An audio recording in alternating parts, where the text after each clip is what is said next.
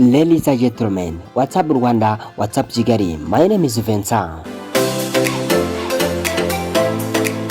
Aha, yewe ngo urwishe yambwa ruracyayirimo koko. Umunyarwanda wa kera niwe warebye amagambo aravuga ati uyu mugani nawe uciye wazankoraho, aho utahubwo reka ngusohore mushyire hanze, hanyuma nkuvuge muzajya munamwe mubona abantu bakora ibintu nk'ibyo ngibyo.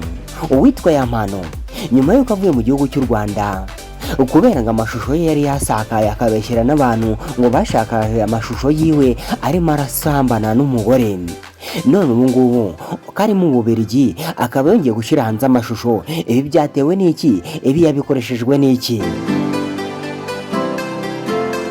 Uwurizagwira Florien wamenyekanye mu muziki nka Yampano nyuma yuko The Ben amuhaye stage akajya ku rubyiniro akamenyekana mu Rwanda ndetse n'imahanga bakamukunda kubera indirimbo ziwe. None ubu ngubu ahageze mu kwikinira amaporono, wa mukobwa se yavanye mu Rwanda, wa wundi bakinanye porono nako wa wundi bakoranye ibikozasoni mu Rwanda ngo barashwanye da.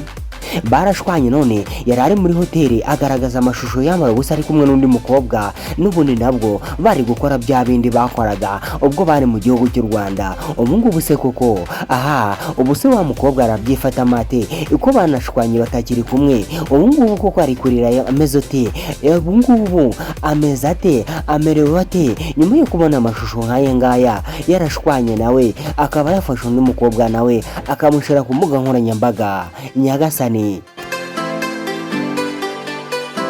yemwe mwabantu mwe, ahubwo mube maso mwese mudashirira muri gereza. Wa mugabo koko ashobora gutuma gukomeza abantu bagushirira muri gereza, dore ko ngubu Pazomani ndetse na Jihad bakomeje kuzira amashusho yiwe. Ubu se ngaya yo koko ni bande bazayazira cyangwa ni uzayazira? Yampano we, umuziki warakunaniye koko pe, ubu wigiriye mu maporono niyo uri kubona yaguhesha amafaranga. Ukuntu wari ukunzwe se sha, ukuntu wari ufite ijwi ryiza ryo kuririmba, ukuntu waririmbaga indirimbo zigakora ku mitima abanyarwanda ndetse n'abanyamahanga bumva ikinyarwanda. None ubu ngubu aho ngaho mu Bubiligi naho usohoye episode.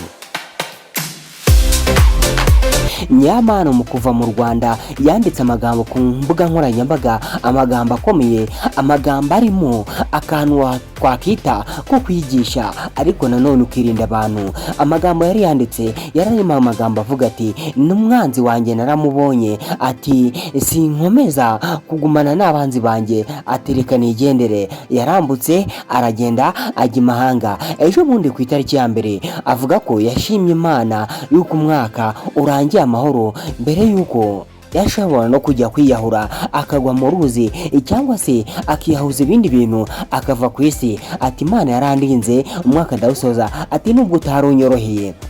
Gusa nanone abantu babyibajijeho bibaza amagambo nk'ayo ngayo, ariko nanone umwaka urangiye ashize hanze amashusho n'ubu nari muri bya bindi byabereye mu Rwanda byanatumye ava mu gihugu cy'u Rwanda. Abantu baribaza bati uyu mwana yarangiritse mu bwonko, ntago ari muzima. Uyu mwana ubundi yatekereje aratonekara, ni gute yongeye gushyira hanze amashusho nk'aya ngaya? Ibi se byarabyegeka kuri nde? Ninde noneho uratabwa muri gereza none niba urafungwa hagati aho ngaho? Dore ko abagaragaje amashusho ari mu gihugu cy'u Rwanda arimo Asambana babataye muri yombi. None se nguyu we ninde uraza kubashinja? Ninde uravuga ngo amashusho yagiye hanze reka bamufunge? Yampano niwe wigaragarije amashusho, ubu se arabyegeka kuri nde? Ubwo mu gihugu cy'Ububiligi atuyemo nta muntu baziranye uriyo ngo aya mashusho niwe yagaragaje, ahubwo niwe yigaragarije. Biraza kugenda bite? Yampano arafungwa? Yampano arayigira muri za porono? Biraza kugenda gute? Dore ko impano ye yo kurimba akomeje kuyipfukirana, ahubwo akomeza kwishira hanze amashusho y'urukozasoni. Aya ngaya ashobora gutuma ari yazahembwa hari mbere yuko avuye mu muziki. Yewe nyuma yuko Yampano avuye mu gihugu cy'u Rwanda, abantu baravuze bati Yampano we ihangane kandi Imana irakuzi, Imana izakurinda. Ati abantu basakaje amashusho yawe uri muri icyo gikorwa ni abagome, niba bafunge kandi bazanabahezemo. None se Yampano we ko hano uvuye mu gihugu cy'u Rwanda ukagera Yongeye mu Bubiligi, ubu ngubu koko abantu barashinja ibyo byaha bo ni bande? Ati ahubwo nawe ifungwa uzahere muri gereza, ati kubera yuko wafungishije abantu kandi ibintu wakoze ubizi, none mu Bubiligi naho ugezeyo nabwo urabikoze. Ati koko burya agatoki gakomba burya ngo gahora gahese.